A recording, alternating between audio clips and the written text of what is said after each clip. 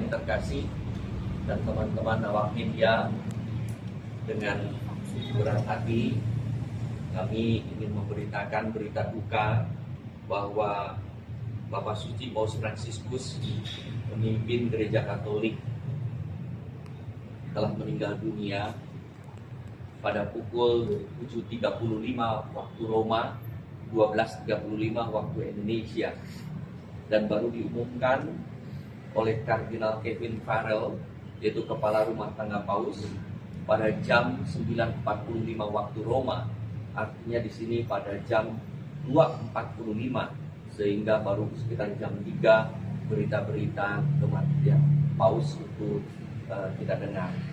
Saya sendiri langsung mendapat kabar wafatnya Bapak Suci Paus Fransiskus dari Duta Besar Vatikan Tahta Suci untuk Indonesia, Uskup Agung Monsignor Piero Pioppo, yang menyampaikan kita sungguh-sungguh sangat berduka. Ada begitu banyak ajaran-ajaran yang sekarang dititipkan kepada kita untuk diteruskan. Nilai-nilai Injil, cinta universal, persaudaraan, kepedulian pada lingkungan, teristimewa bela rasa kepada orang-orang yang miskin dan orang-orang yang terpinggirkan. Inilah yang dititipkan kepada kita untuk diteruskan. Berita pemakaman resmi sampai sekarang belum diberitahukan. Mudah-mudahan dalam waktu dekat Rumah Tangga Kepausan akan mengumumkan meninggal di mana, di rumah tinggalnya Santa Marta atau Casa Santa Marta.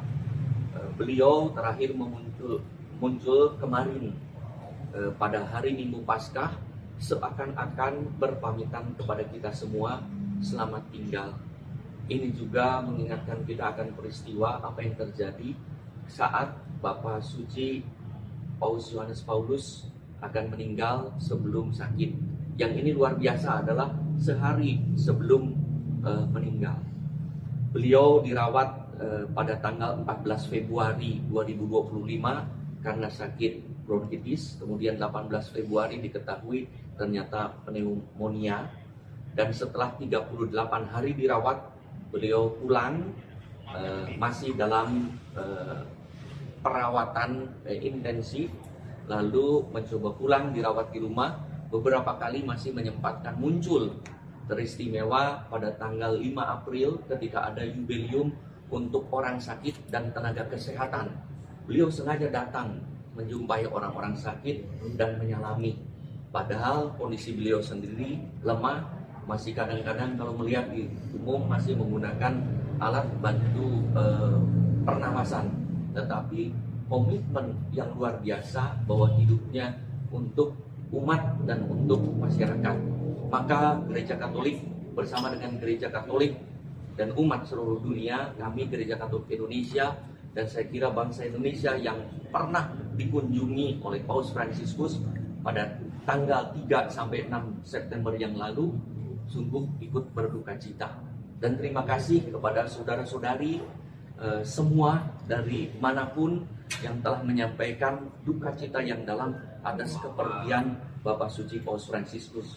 Kami sengaja mengadakan konferensi pers pengumuman resmi ini di galeri Paus Fransiskus ketika beliau berkunjung ke sini. Inilah apa yang ditinggalkan barang-barang sebagai kenangan.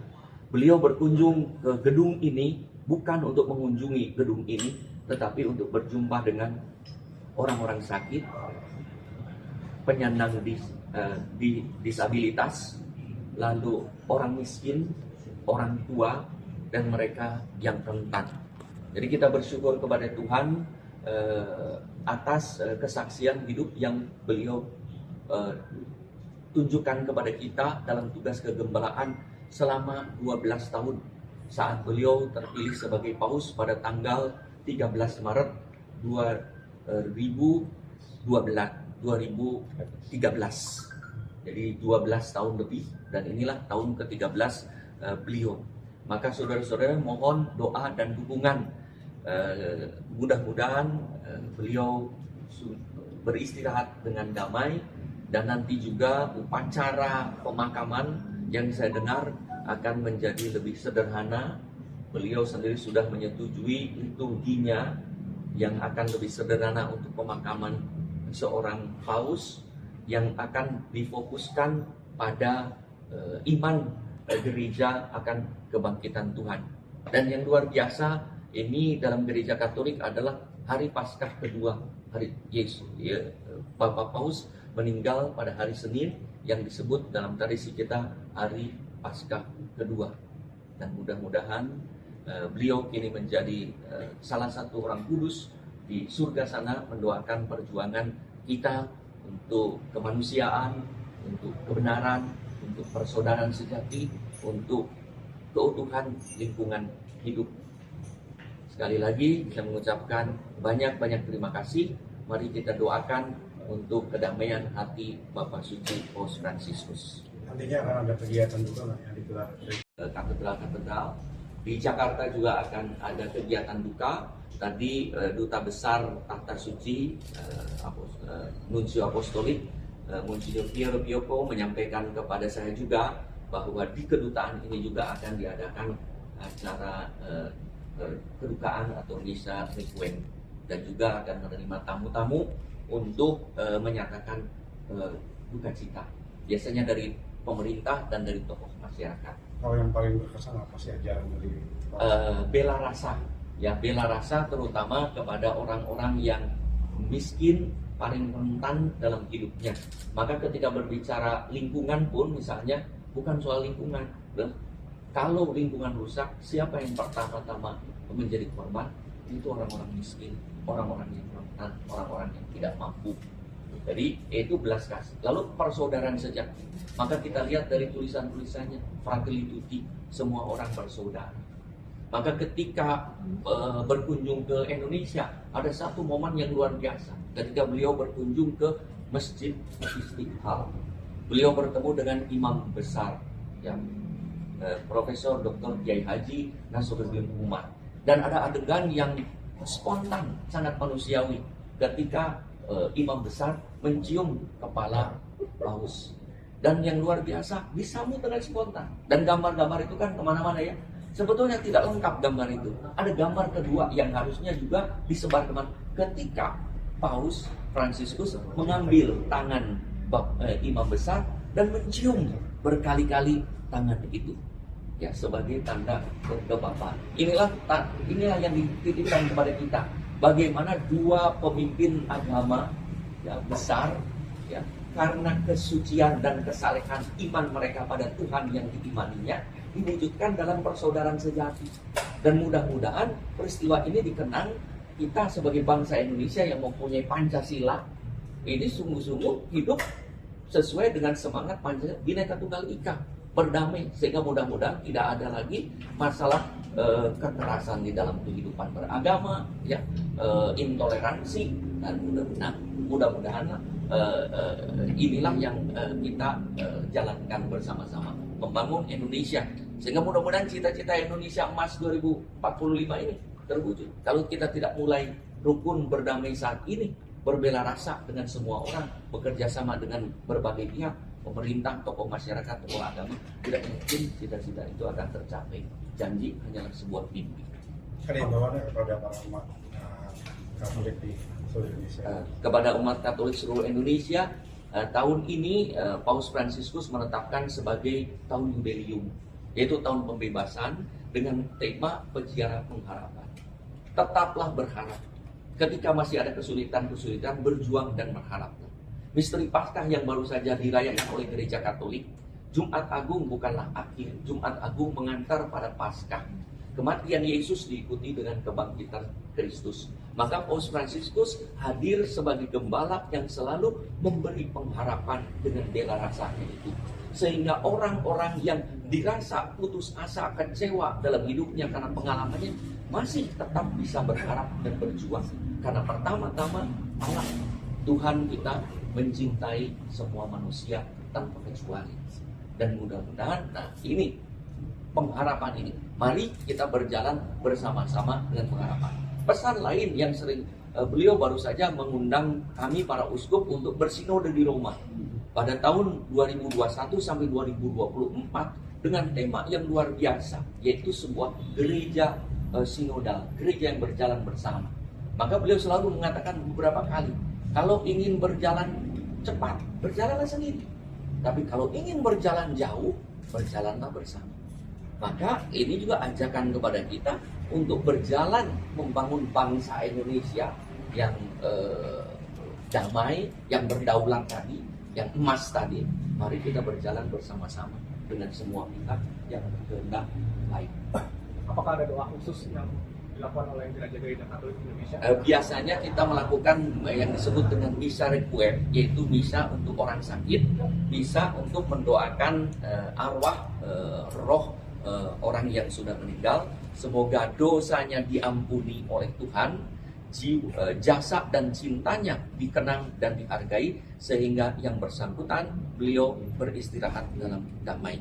Kemudian ada prosesi khusus dari KWI sendiri untuk memberikan penghormatan kepada Paus? Prosesi khusus tidak ada, tetapi prosesi yang seperti biasa dijalankan ketika kita mendoakan orang meninggal. Prosesi khususnya pasti akan dijalankan nanti di Vatikan. Dan mudah-mudahan belum ada beritanya, dalam waktu 9 hari ini biasanya Paus dimakamkan. Misa itu akan digelar secara serentak. Misa di gereja-gereja tidak akan diumumkan secara serentak, tetapi berdasarkan situasi dan kondisi masing-masing, karena berbeda-beda di daerah juga seluruh Indonesia ada 39 keuskupan, 38 teritorial dan 1 keuskupan ABRI, TNI Polri, dan itu akan melakukan sesuai dengan situasi dan kondisi masing-masing. Kemungkinan kita akan menganjurkan tanggal tertentu, tapi kemudian diserahkan kepada keuskupan masing-masing. Dan 1 tanggal mungkin di Katedral Jakarta kita akan mempersembahkan 1 misa yang ya sebagai representasi Katolik Indonesia. Sampai sekarang belum ada berita, karena sampai sekarang saya masih berkontak ke Bapak Kardinal, ke Keuskupan Agung Jakarta. Sampai barusan ini saya kontak, belum ada, rasanya sedang ada acara. Ya, baru beliau biasanya begitu kontak ketika sudah tidak ada acara kontak. Mudah-mudahan akan segera ada, nanti kita akan beritakan juga. Ya. Masih tanya mengenai konklav. Konklav itu biasanya diadakan 15 sampai 20 hari setelah wafatnya. Ya. Nah, itu di seluruh kardinal yang berhak itu akan diundang. Di seluruh dunia ini ada sekitar 200 kardinal, tetapi hanya 120 kardinal yang berhak memilih dan dipilih, yaitu kardinal yang berusia 80 tahun ke bawah. Kardinal Ignatius Suharyo itu berusia tahun ini belum 74 tahun, ya akan 75. Jadi beliau adalah salah satu yang berhak untuk memilih dan dipilih menjadi Paus Francis, ya, pengganti Paus Fransiskus. Akan dilaksanakan di Roma. Saya kira saya sampai sekarang merencanakan akan berangkat bersama dengan Bapak Kardinal. Hanya belum konfirmasi karena belum kontak. Hanya tadi komunikasi dengan Duta Besar Vatikan bahwa saya akan berangkat, dan memang dianjurkan baik kalau saya dengan Bapak Kardinal berangkat. Karena Bapak Kardinal kan akan melanjutkan dengan konklav. Ya, mudah-mudahan tidak ada halangan, ya bisa berangkat untuk mewakili Indonesia juga. Dan kebetulan Bapak Paus baru datang berkunjung ke Indonesia dalam usia 87, itu juga yang tidak mudah, yang butuh perjuangan yang luar biasa, pengorbanan yang luar biasa, datang ke sini. Dan waktu pulang ke Roma, siapa yang diceritakan dari keempat negara? Indonesia. Ya, waktu saya bertemu kembali pada waktu bulan Oktober, dia mengatakan, saya begitu bahagia berada di Indonesia.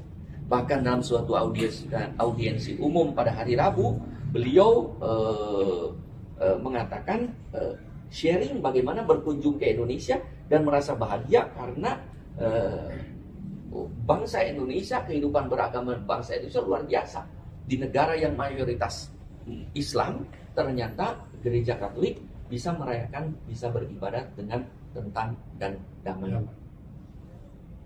Oke, cukup. Ya, ada tambahan ini saya bersama dengan Romo Siswantoko, Sekretaris Eksekutif Konferensi Wali Gereja Indonesia. Kalau ada tambahan informasi silakan Romo. Ya, pada hari ini kita mengenang 3 nilai yang dulu dibawa oleh Bapak Suci Fransiskus ketika datang ke Indonesia, yaitu pertama untuk hidup dalam iman, yang kedua hidup dalam persaudaraan, yang ketiga adalah berbela rasa yang tadi juga sudah diungkap oleh Monsinyur Amin Ketua KWI.